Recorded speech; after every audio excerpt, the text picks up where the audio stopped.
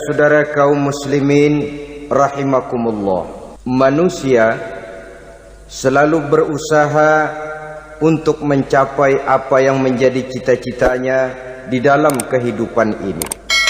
Segala daya dan dana, seluruh waktu dan tenaga, segenap kemampuan dan kekuatan dikerahkan untuk mencapai apa yang dicita-citakan. Ada orang yang di dalam berusaha mencapai cita-citanya tetap berpegang teguh kepada kaedah dan norma-norma yang harus dipatuhinya, baik itu norma-norma kehidupan bermasyarakat, berbangsa dan bernegara, lebih-lebih lagi itu menyangkut norma-norma kehidupan beragama.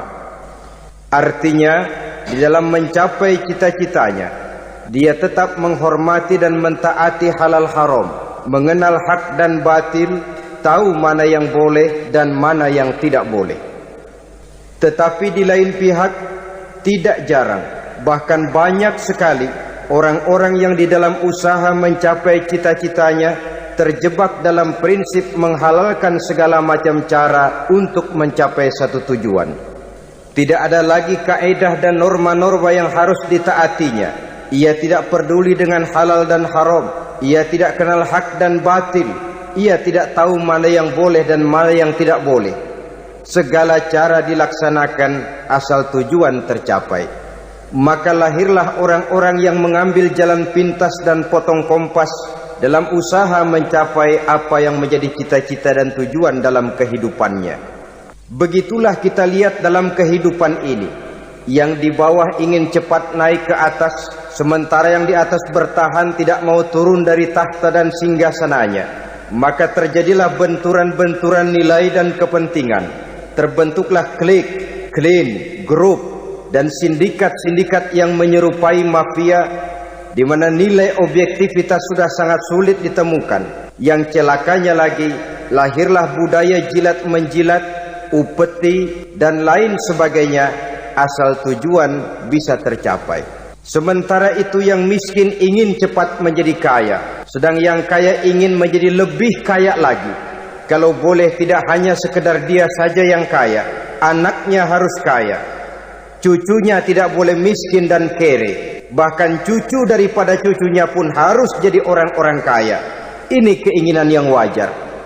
Setiap orang tua tentu tidak ingin meninggalkan anak cucunya dalam keadaan miskin dan terlunta-lunta. Yang tidak wajar kalau keinginan itu membuat orang lalu menghalalkan segala macam cara, menyalahgunakan fasilitas yang dimilikinya, apalagi kalau dia berada dalam satu posisi di mana seharusnya dia memberikan contoh dan keteladanan. Maka akibatnya timbullah krisis wibawa, yang dari krisis wibawa ini mengendorlah disiplin. Sesungguhnya orang lalai, orang tidak mau berdisiplin karena di mukanya, di matanya, dalam pandangannya tidak ada lagi orang yang dianggapnya berwibawa. Dan wibawa itu hilang oleh karena orang merasa tidak ada keteladanan yang patut dijadikan contoh dalam kehidupannya. Inilah sesuatu yang kurang dirasakan di zaman kita sekarang ini. Bukan kurangnya teori, bukan kurangnya segala macam kaedah dan dalil, tetapi yang kita rasakan sekarang ini kurangnya contoh dan keteladanan dari orang-orang yang seharusnya memberikan contoh dan keteladanan itu. Berangkat dari sejarah dan kehidupan Rasulullah sallallahu alaihi wasallam, keberhasilan yang beliau peroleh, salah satu dasar utamanya ialah satunya kata dan perbuatan. Tidak bermental ganda, tidak bermain minyak di atas air, tidak menggunting dalam lipatan. Lidahnya adalah hatinya, ucapannya adalah perbuatannya, dan apa yang beliau ajarkan kepada orang lain, beliaulah pelaksana pertamanya. Saudara-saudara kaum muslimin rahimakumullah, sementara itu pada sisi lain, yang miskin ingin cepat menjadi kaya, maka ia terjebak dalam prinsip tujuan menghalalkan cara apapun saja dilaksanakan asal dia bisa segera menjadi kaya. Maka salah satu jalan yang banyak dilaksanakan orang untuk mencapai kekayaan tanpa harus peras keringat dan banting tulang seperti umumnya orang adalah melalui satu jenis permainan yang umumnya kita kenal dengan nama judi. Ada dua bentuk dan pola daripada judi. Walaupun seiring dengan kemajuan ilmu pengetahuan dan teknologi canggih, peradaban manusia semakin tinggi, maka jenis macam judi yang dimainkan oleh manusia ikut-ikut menjadi canggih. Tetapi pada umumnya ada dua jenis macam judi itu. Pertama, ada judi yang dilakukan secara langsung, dalam arti seorang petaruh berhadapan dengan bandar atau orang berhadapan dengan orang.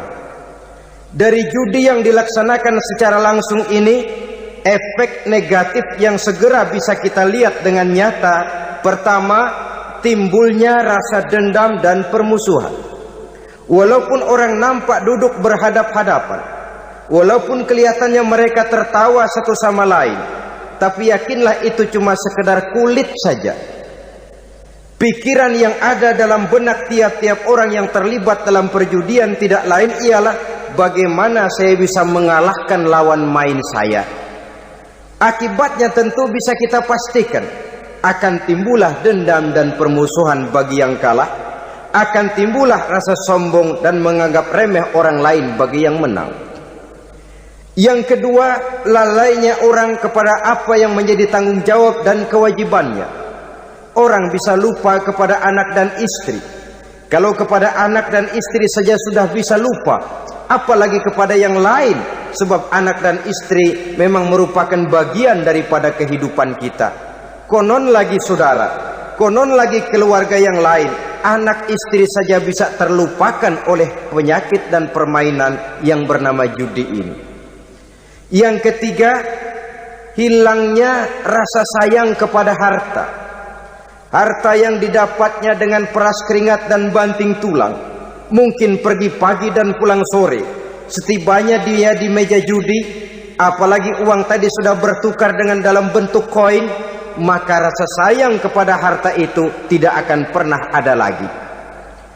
Tetapi saudara-saudara, bagaimanapun juga, judi dalam artian langsung semacam ini hanya melibatkan orang-orang tertentu. Artinya selektif.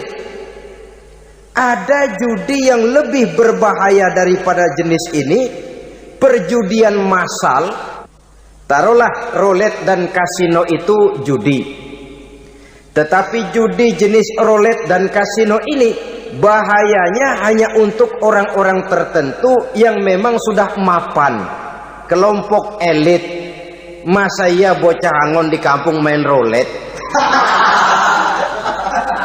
Apa ia yang tinggal di pinggir kali kenal kasino? Ya entahlah kalau kasino Prambos ya. Dari judi massal semacam ini lahirlah penyakit yang dinamakan tulul amal. Tulul amal, orang yang terlalu panjang angan-angan. Bukan tidak boleh orang bercita-cita, sebab cita-cita itu perlu. Katanya manusia tidak makan masih bisa hidup 1 bulan lebih. Manusia tidak minum masih bisa hidup 3 hari lebih. Tapi manusia tidak punya cita-cita 1 jam pun dia tidak akan bisa hidup. Karena faktor yang membuat kita bergairah menghadapi kehidupan, faktor yang mendorong kita untuk tetap berusaha dan tegar menghadapi resiko, karena adanya cita-cita di dalam kehidupan kita. Tetapi cita-cita tanpa direalisir dengan usaha, cita-cita yang tidak berangkat dari kemampuan yang ada, pada akhirnya hanya akan merupakan cita-cita yang mengawang, tidak akan terwujud dalam kenyataan, dan akan membentuk manusia menjadi orang yang tulul amal, panjang angan-angan, terlalu muluk keinginan, tidak berangkat dari kemampuan dan kesanggupan yang ada pada dirinya sendiri. Maka penyakit inilah yang telah menghasilkan dan melahirkan penghayal-penghayal kelas berat, tukang-tukang ngelamun kelas tinggi yang hidup di angkasa luar. Dan sejarah belum pernah mencatat ada orang menjadi kaya karena judi, itu belum pernah. Saudara lihat saja orang kaya yang namanya Adnan Khashoggi, orang kaya yang namanya Henry Ford, orang kaya yang namanya Aristotle Onassis, orang kaya yang namanya David Rockefeller, itu seluruhnya menjadi kaya bukan karena mereka terlibat dalam perjudian, tapi karena kerja keras, peras keringat, banting tulang. Dan itu dimulai sejak mereka masih remaja. Sehingga ada pepatah mengatakan, many a great man start as a newspaper boy, katanya. Banyak orang besar yang mulai pekerjaannya dengan menjual koran. Artinya berangkat dari A. Banyak pengusaha mobil yang memulai pekerjaannya dari tukang cuci mobil, tapi lalu bertahap dan tegar menghadapi kenyataan, sehingga proses demi proses dia hadapi dengan tegar, dengan tabah, dengan sabar, dengan ulet, sampai kepada membuahkan hasil. Kita ingin pintas, kayaknya mau, usahanya tidak mau, senangnya mau, peras keringatnya tidak mau. Ini tentunya akan melahirkan kontradiksi di dalam kehidupan. Maka dari jenis perjudian massal semacam ini lahirlah penyakit tulul amal, panjang angan-angan, terlalu muluk cita-cita. Bayangkan saja kalau ini terjadi secara massal, menimpa nasib rakyat kita di pedesaan yang jauh dari keramaian. Tiap hari mereka didina-bobokkan oleh gambaran tentang akan diperolehnya uang dalam jumlah yang banyak, dengan angka nol yang berentet. Tiap hari mereka melihat angka-angka itu. Mereka lambat laun akan terseret dalam arus tulul amal ini. Panjang angan-angan, muluk cita-cita, hanya dengan mengandalkan meja perjudian. Akibatnya timbul penyakit yang kedua, yang ketiga, yaitu malas berusaha. Orang kalau sudah terlalu asik berkhayal, menghitung bintang di langit, malas berusaha. Kalau ada temannya kerja jadi buruh kasar, bawa hasil yang merupakan jeripaya dan peras keringat dia, satu minggu bergaji 10-15 ribu, diketawain. Apaan gaji lu 10 ribu, 15 ribu? Entar gua nih kalau tembus 100 juta, entar. Yang 10 ribu dan 15 ribu keringat orang itu dihina, itu dicela.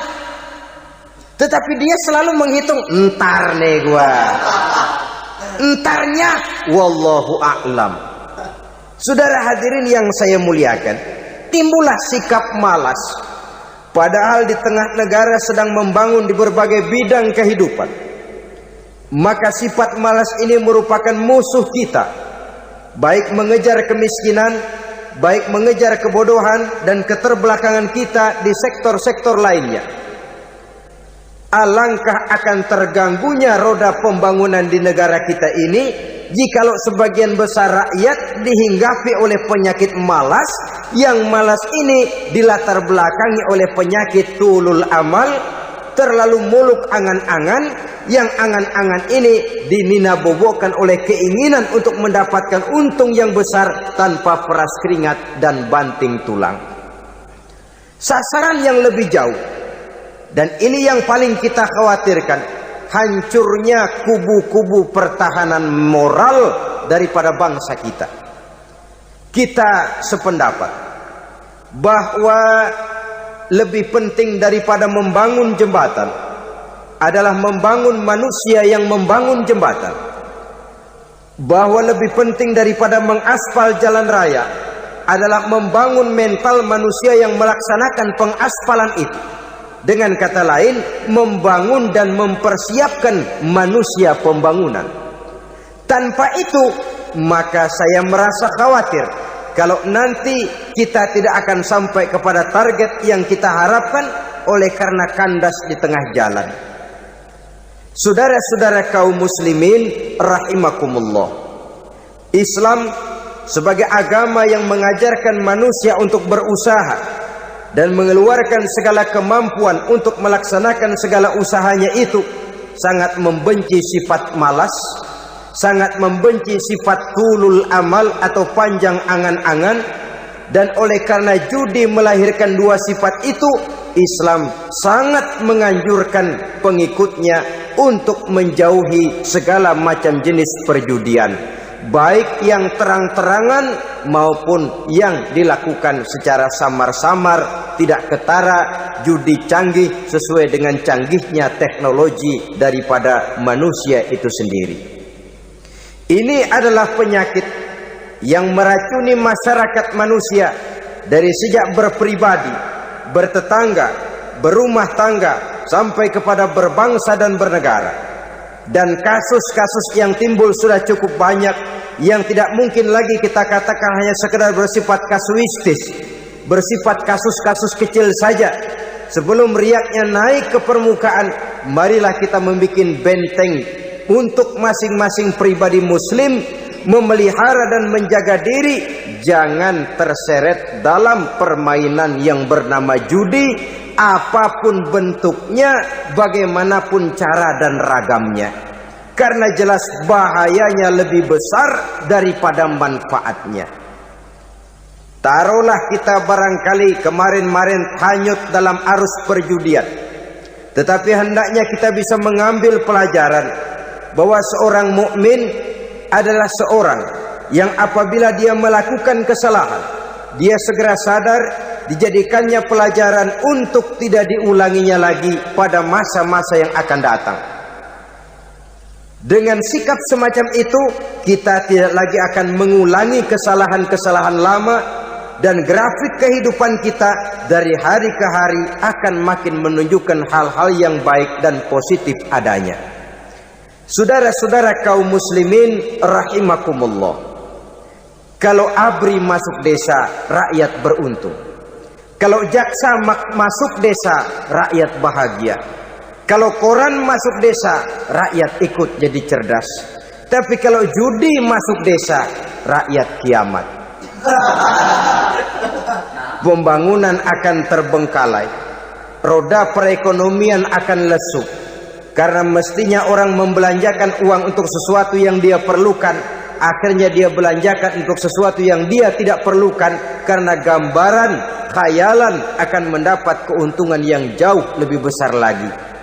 Padahal istilah orang-orang tua kita dulu, lebih baik makan singkong betulan daripada makan roti ngimpi. Artinya uang yang 1.000-2.000 rupiah itu lebih baik dibelikan beras, dimasak, makan bersama anak dan istri, terasa nikmat dan halalnya, ketimbang beli kertas lalu ngelamun, menghayal, menghitung yang bukan-bukan. Itu kertas dibolak madep ulon, dibolak madep mudik, diputar sana, diputar sini, akhirnya palanya ikut muter. Kira-kira apa yang cocok? Masih belum puas, kertas dilihat, orang gila ditanyain. Sudah tahu waras, orang gila yang ditanya. Masih belum puas, nanya orang gila, tidur di kuburan. Allahu Akbar. Padahal di rumahnya tempat tidurnya empuk, anget, nggak ada nyamuk. Kuburan, tidur di kuburan. Dampak-dampak negatif yang semacam ini pada gilirannya mau atau tidak mau akan menyeberang kepada garis akidah, membahayakan dan mengancam nilai-nilai tauhid yang kita miliki. Sudah kertas dibolak-balik, tidak puas, orang gila ditanya. Orang gila ditanya belum maram, tidur di kuburan. Barangkali ada bisikan. Saudara hadirin yang saya muliakan, memang walaupun wahyu sudah berhenti, tapi Allah masih memberikan ilham kepada hamba-hambanya yang dikehendakinya. Tetapi ilham itu bentuknya positif. Kalau saudara pagi-pagi berniat, tahu-tahu datang pikiran nanti malam mau ngaji, itu namanya ilham. Kalau saudara sedang merenung, tahu-tahu datang pikiran, saya mau sedekah, itu namanya ilham, bentuknya positif. Tapi kalau ngelamun, tahu-tahu datang pikiran, nomor sekian sekian sekian pasang, itu bukan ilham, itu belis.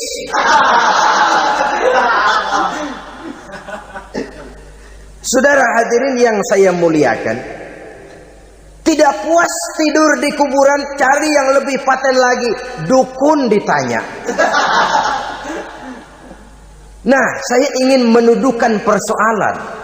Apa tidak boleh orang ziarah kubur? Apa tidak boleh orang pergi ke dukun? Ini dalam kaitannya dengan judi, karena ini penyakit yang sudah merajalela, mewabah di kalangan masyarakat kita di lapisan yang bawah ini. Saudara hadirin yang saya muliakan, ziarah kubur bukan saja boleh, malah dianjurkan oleh Nabi.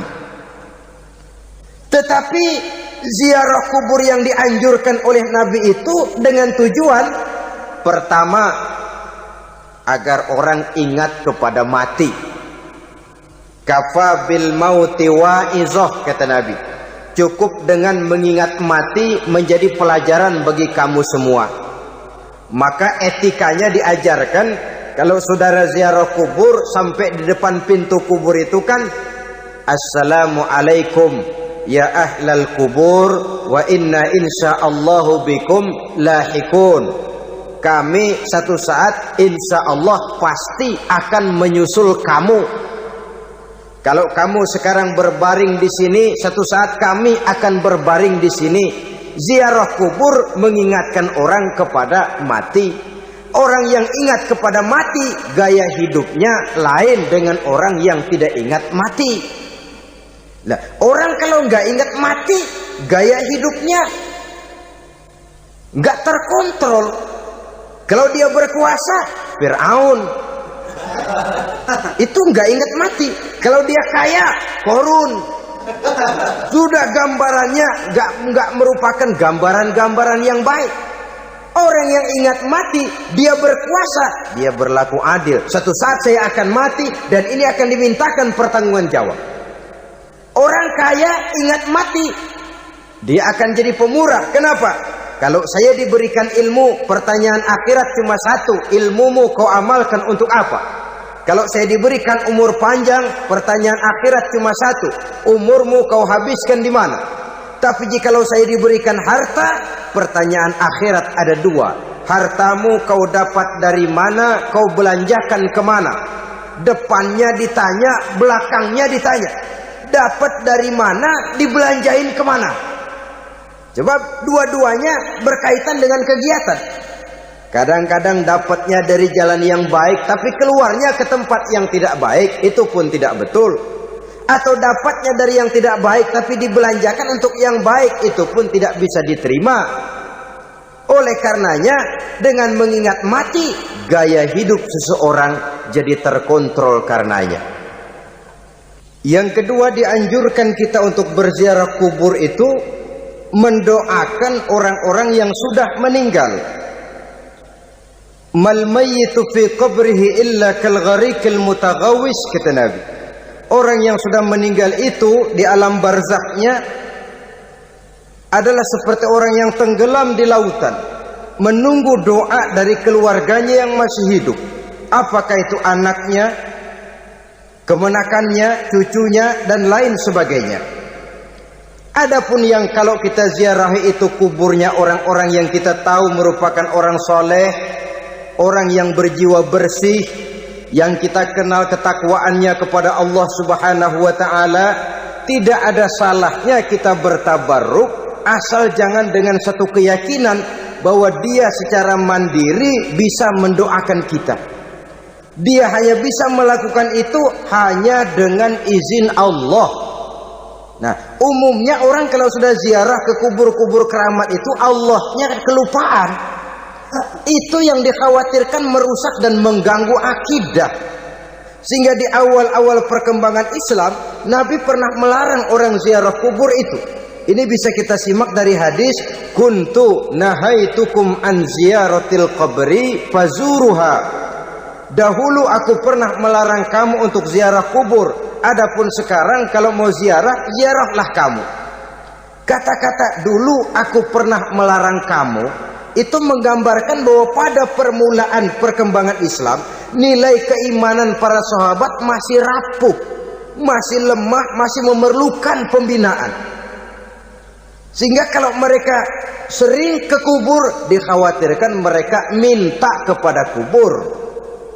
Nah, tetapi tatkala nilai keimanannya sudah mapan, sudah kuat, kata Rasul, fazuruha. Adapun sekarang kalau mau pergi berziarah, ziarahlah kamu.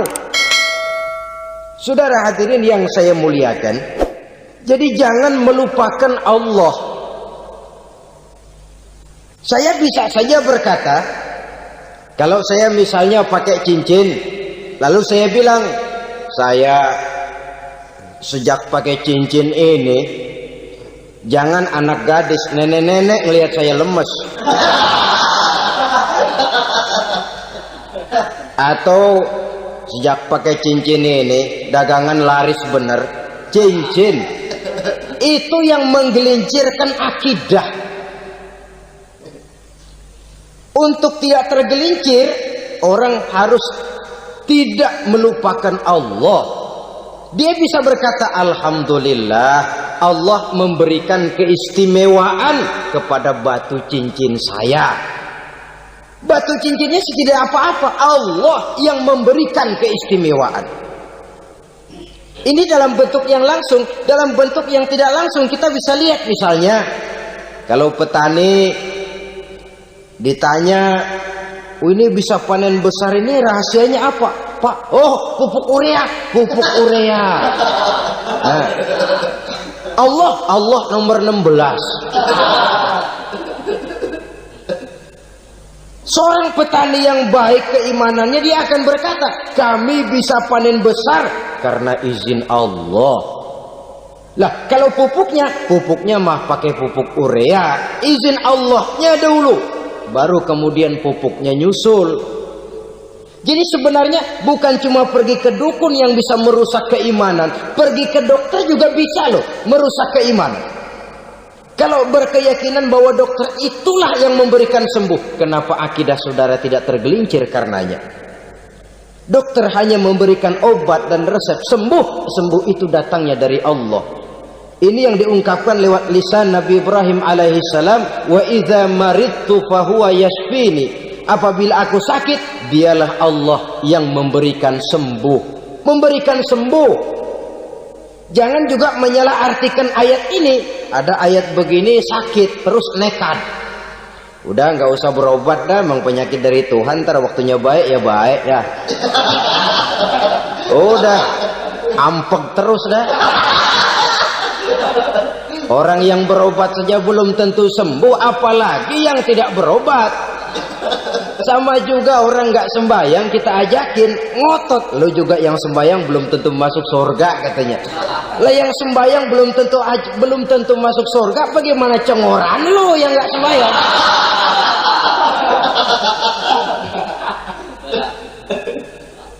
Saudara hadirin yang saya muliakan, kaum muslimin yang berbahagia. Jadi dengan demikian, maka jangan menghilangkan Allah. Kita, ajaran pokok dalam Islam adalah ajaran tentang tauhid. Nah, tauhid ini menyangkut mengesahkan Allah, baik di dalam zatnya, baik di dalam sifatnya, baik di dalam perbuatannya, baik di dalam beribadah kepadanya. Tauhid dalam ibadah itu ada.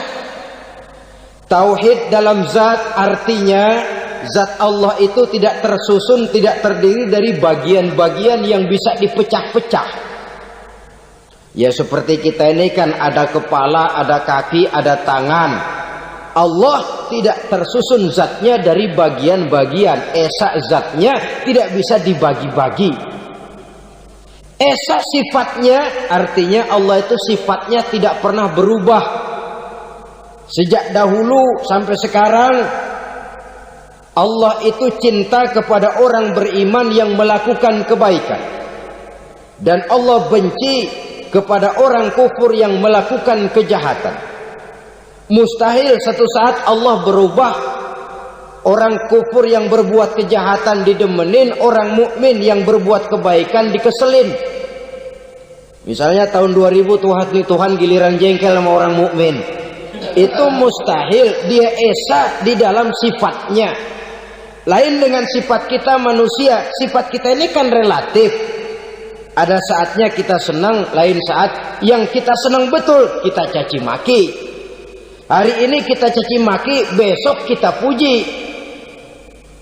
Lihat teman kaya, habis kita omongin, boleh jadi dia kaya. Kenapa? Dukunnya 36. Nah. Begitu kita habis caci maki begitu, dia datang ngasih duit sama kita. Cacian itu bisa berubah menjadi pujian. Lu ya emang bukan main dah.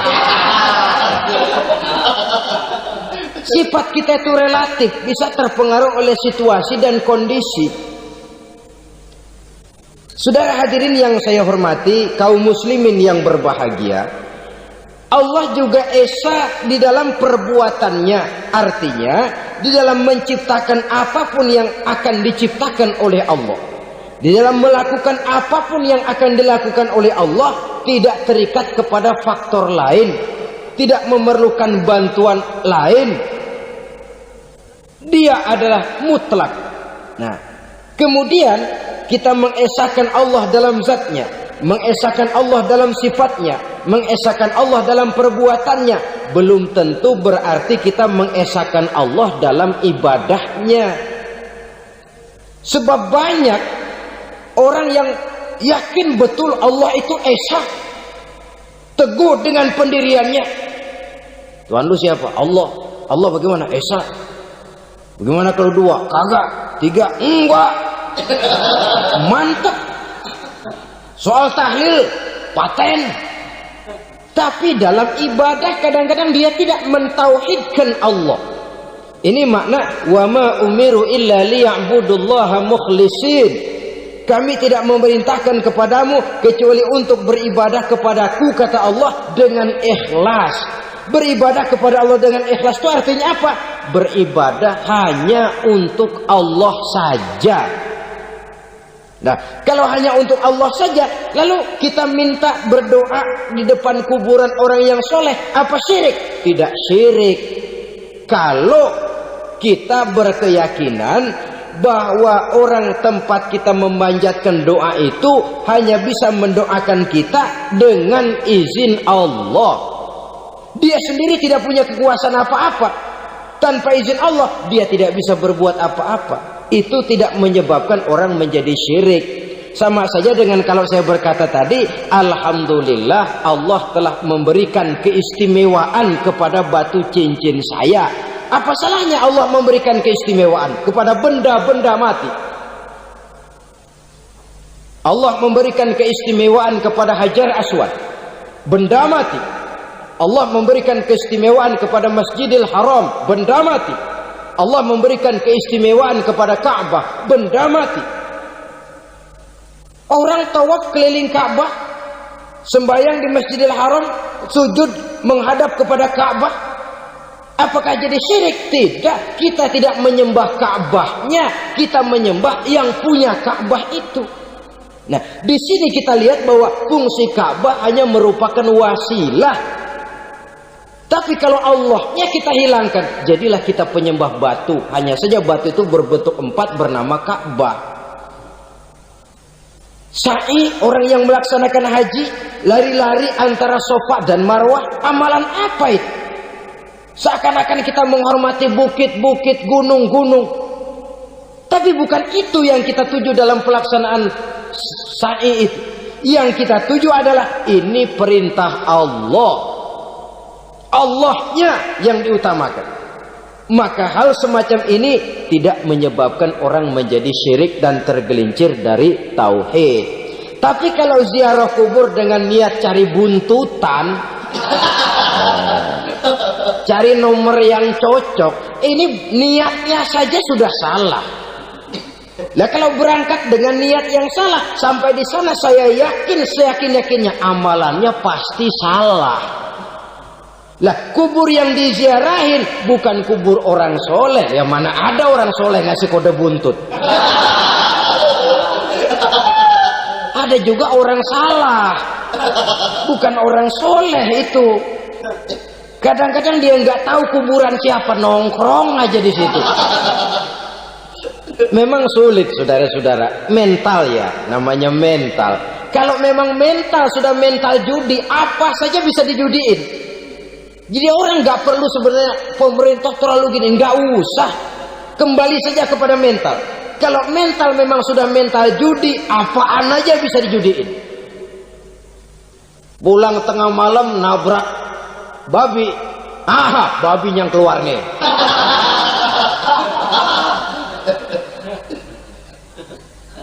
Mobil lewat nomornya bisa dijudiin. Bajai lewat bajai bisa dijudiin. Mental. Kalau memang mental sudah mental judi, apapun saja bisa dijudikan.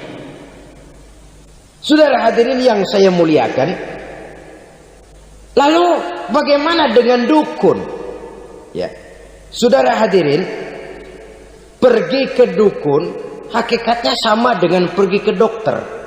Orang berusaha melaksanakan yang namanya syariat, hakikatnya kembalikan kepada Allah. Syariatnya kita laksanakan.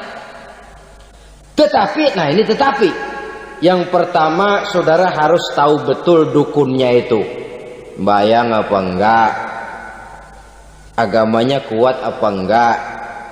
Sebab ya tentu tidak ada dukun yang jelek, karena pada umumnya penyakit dukun itu kan nyohor, iklan lewat koleha-kolehanya. Kita bisul kecil datang, kita dukun, ini si kecil kemarin bisul kayak kelapa 5 menit baik. 5 menit padahal kemarin kagak ada yang datang. Diolah sedemikian rupa supaya orang mantap. Jadi jangan asal sembarangan. Kadang-kadang lihat potongan dukunnya aja kita ngeri. Mukanya sudah kremot, nggak pernah tersentuh air wudhu. Jangankan air wudhu, mandi aja jarang.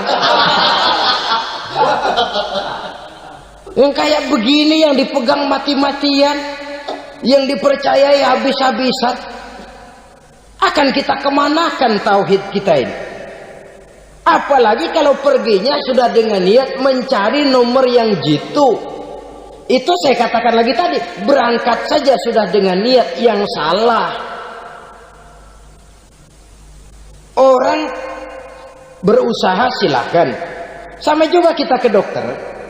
Oleh dokter kan setelah diperiksa penyakit kita, lalu dianalisa, oh ini penyakitnya ini. Kemudian diberikan obat. Lah, obat itu kan tentu ada aturan minumnya tuh. Yang kapsul ini sehari 3 kali, yang tablet ini sehari 2 kali. Kalau kita minumnya kelebihan, overdosis namanya. Saking pengen cepet baik, sekali minum 10 tablet. Ya memang nggak sakit-sakit lagi, tapi nggak hidup sudah. Habis. Kita pun dalam melaksanakan amalan hidup beragama begitu. Saudara datang kepada kiai, orang-orang soleh, meminta amalan, wiridan, itu jangan sampai overdosis. Tidak sesuai dengan kemampuan pribadi. Wong masih SD sudah minta matematika kelas SMP, celeng. Baru SMP sudah minta diajarkan filsafat kelas perguruan tinggi, semaput. Kenapa? Daya tampungnya nggak kuat. Emang ukuran secangkir, minta disiin seember, ya luber.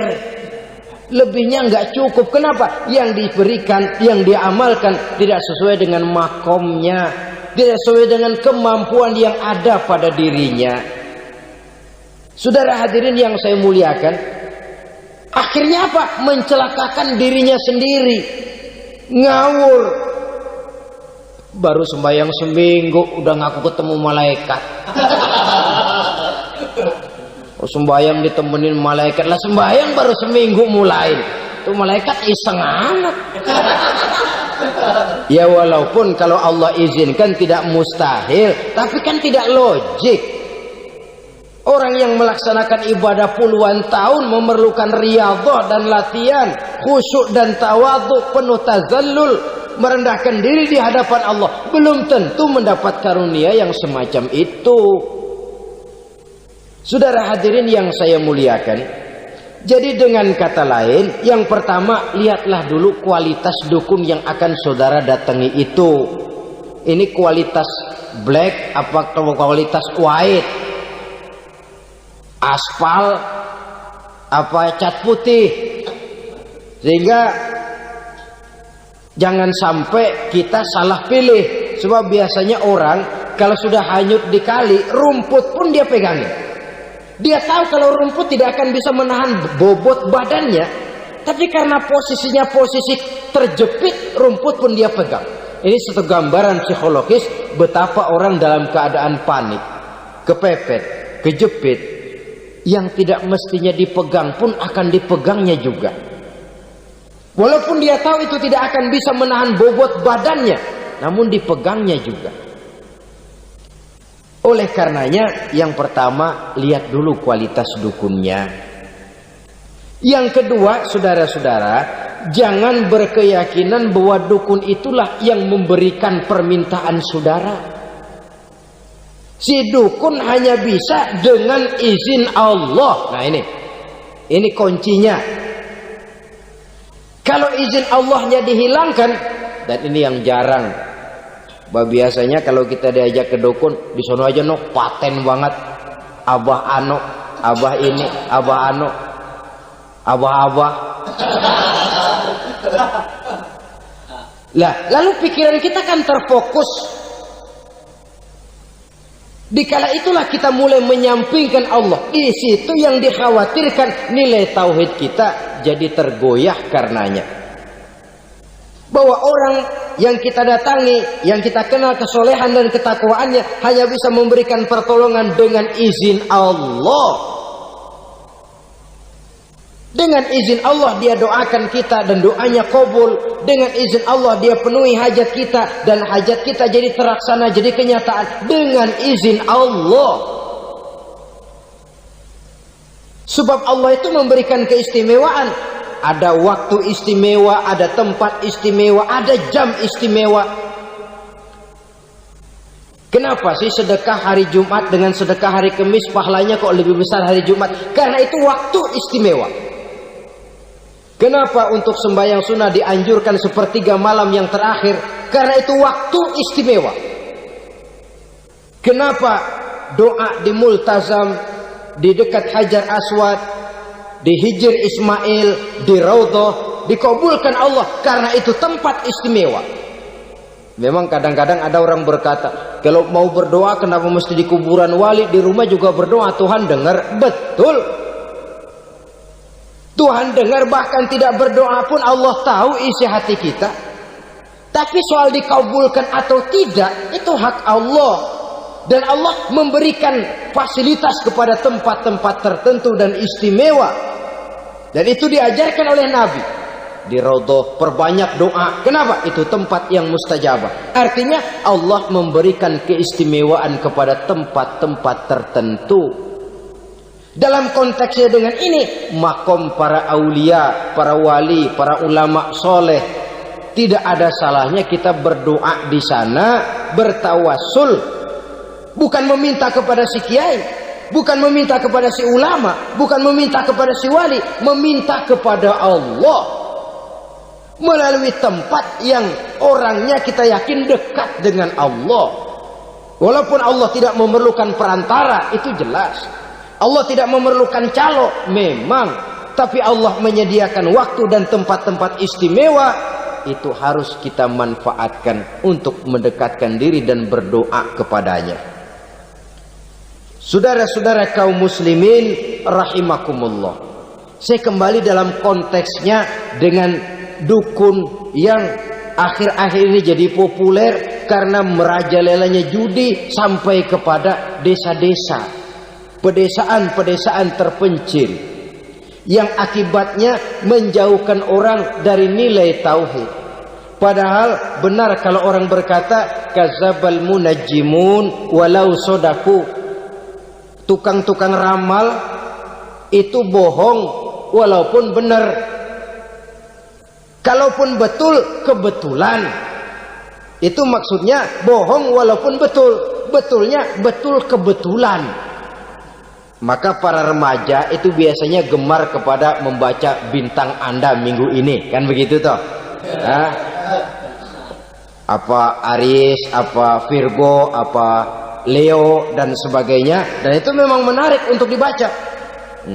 Rezeki sebelah kulon. Asmara anget.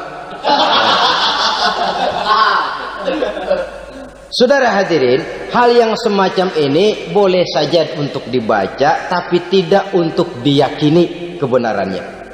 Boleh saja untuk dibaca, tapi tidak untuk diyakini kebenarannya. Karena meyakini kebenarannya sama saja dengan mendahului Allah. Dan itu bisa menggelincirkan nilai-nilai tauhid kita. Tauhid dalam ibadah saya katakan tadi, menyembah hanya kepada Allah. Bermohon hanya kepada Allah dengan menggunakan fasilitas-fasilitas yang disediakan oleh Allah, baik berupa waktu maupun tempat-tempat tertentu. Dan orang-orang ya, kalau waktu dan tempat saja ada yang diberikan keistimewaan oleh Allah, padahal tempat itu benda mati, apalagi manusia yang merupakan makhluk hidup. Saudara hadirin yang saya muliakan, saudara-saudara kaum muslimin yang berbahagia, sehingga dengan demikian kita tetap menjaga nilai-nilai akidah. Dan dengan ini syariat kita laksanakan tanpa membuang hakikat. Sebab hakikat tanpa syariat itu kosong.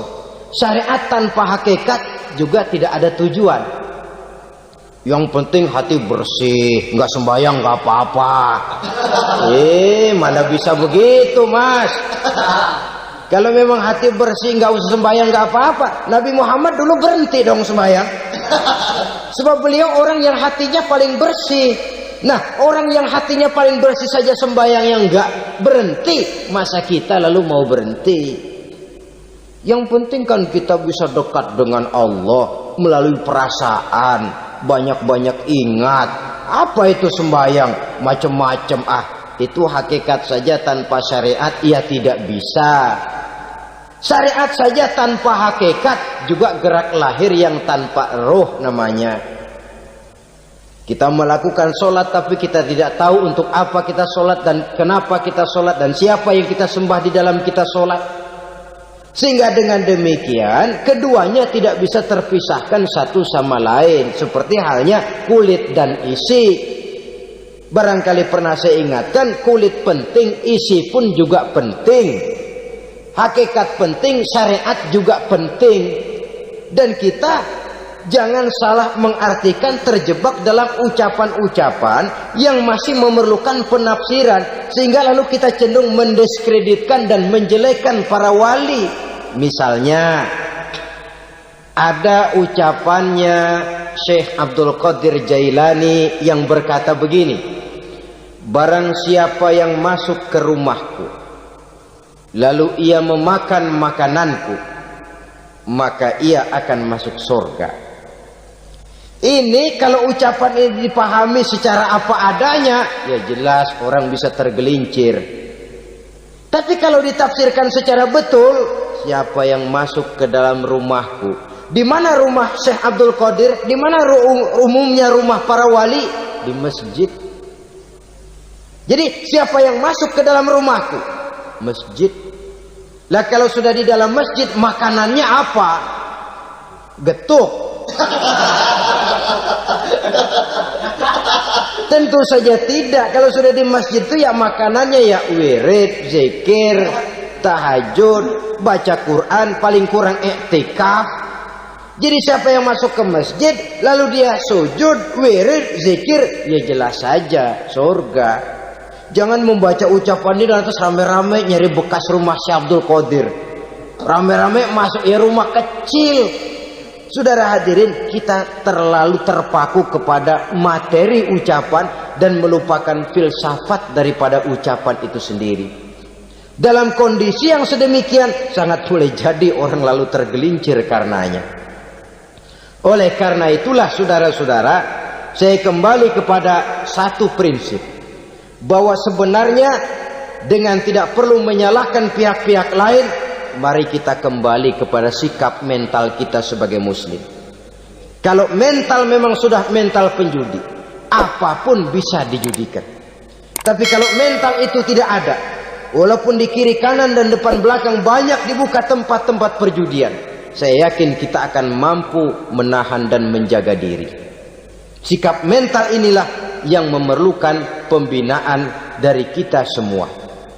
Sehingga dengan demikian kita akan menjadi pribadi-pribadi yang bisa bertahan dari segala gempuran-gempuran yang datang dari luar karena adanya prinsip ketahanan mental itu tadi. Sekali lagi saya ingatkan bahwa judi selamanya tidak akan pernah mendatangkan kebahagiaan. Judi tidak akan membuat orang menjadi kaya. Judi tidak akan membuat orang makin akrab, berteman dan bersaudara. Yang jelas, judi melahirkan permusuhan dan dendam, membangkitkan rasa malas, memulukan angan-angan tanpa mau peras keringat dan banting tulang, melalaikan orang dari tanggung jawab dan kewajibannya, membuat ia lupa kepada anak, istri dan seluruh keluarganya, dan pada akhirnya dia akan terjebak dalam satu permainan yang makin menjauhkan dia dari proses kesadarannya sebagai manusia. Sebagai uraian penutup, marilah kita renungi firman Allah dalam Al-Baqarah ayat 208. A'udzubillahi minasyaitonir rajim. Ya ayyuhalladzina amanu dukhulu fis silmi kafah wa la tattabi'u khutuwatis syaitan innahu lakum aduwwum mubin. Hai orang-orang yang beriman, masuklah kamu ke dalam keselamatan. Masuklah kamu ke dalam Islam secara keseluruhan. Jangan kamu mengikuti jejak-jejak setan, karena setan adalah musuhmu yang nyata dan jelas. Judi termasuk jejak-jejak yang ditinggalkan oleh setan untuk diikuti oleh kita agar kita mendapatkan kesengsaraan baik di dunia, lebih-lebih di akhirat nanti. Semoga Allah selamatkan kita, Allah selamatkan seluruh bangsa kita dari penyakit-penyakit judi yang melahirkan efek-efek negatif dalam kehidupan.